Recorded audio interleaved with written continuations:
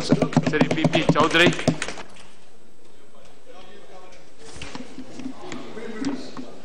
Three minutes. Thank you very much, sir, for affording me an opportunity to participate in the debate with respect to repealing and amending Bill 2015. Basically, if we trace, I stand here to support the bill. Basically, if we trace that the repealing and amending provision, the origin, it started in 1856 in UK, and in our country also from 1866. This is a periodical exercise, even during the pre-independence era. Now, these periodical measures in 2001 up to 1998, we have repealed by 10 Repealing and Amending Act almost 1,291. But afterwards, after 1998, so far no exercise has been done. Only one exercise during the last session, this in 2014, 90 amending acts were repealed by Repealing and Amending Bill 2014.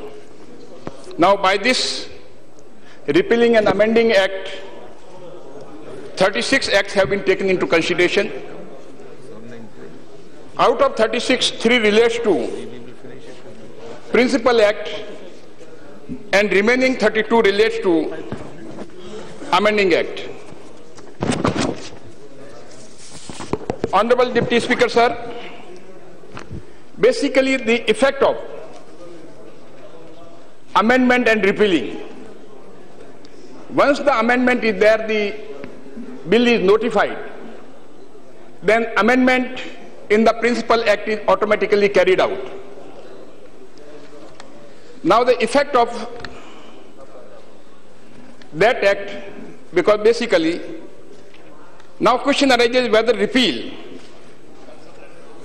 will repeal the amendment made in the Principal Act. For this purpose, although the clause 4 is there, but section 6A of the General Clauses Act take care of this situation.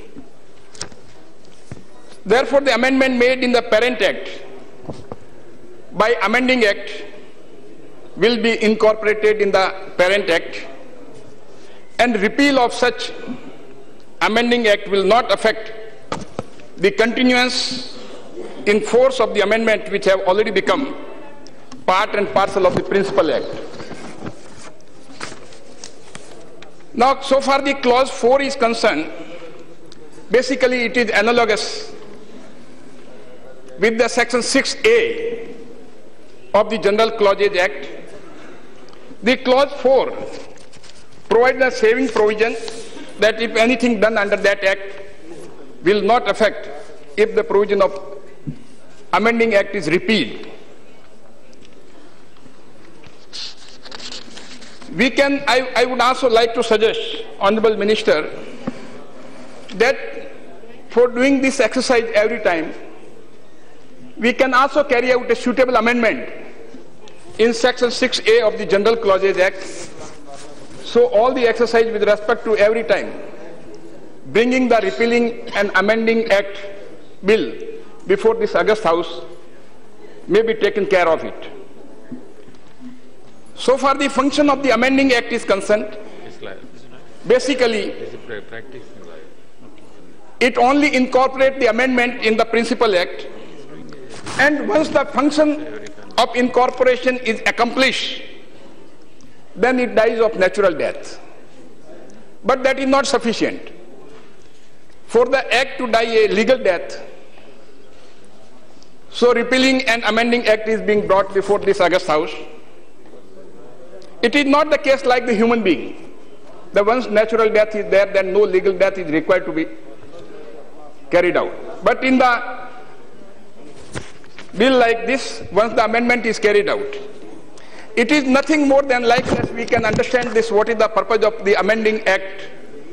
Basically, it is just like a amending act is a launch vehicle.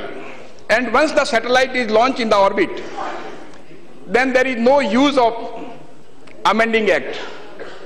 But formally, we have to bring it before this August House and to give a legal safe. And once it is passed by this August House, then only we can remove that dead wood from the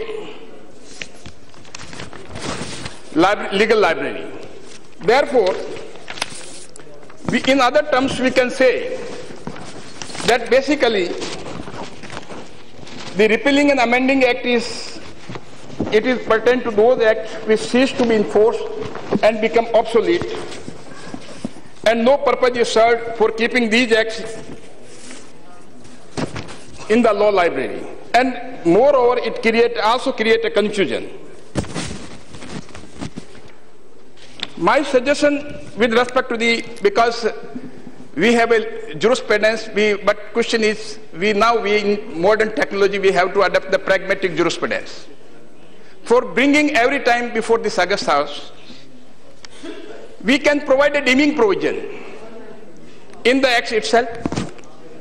Once the bill is notified, it will work simultaneously, it will perform two functions. One is amendment is carried out in the principal act, and at the same time it will also work as the deeming provision in the act itself.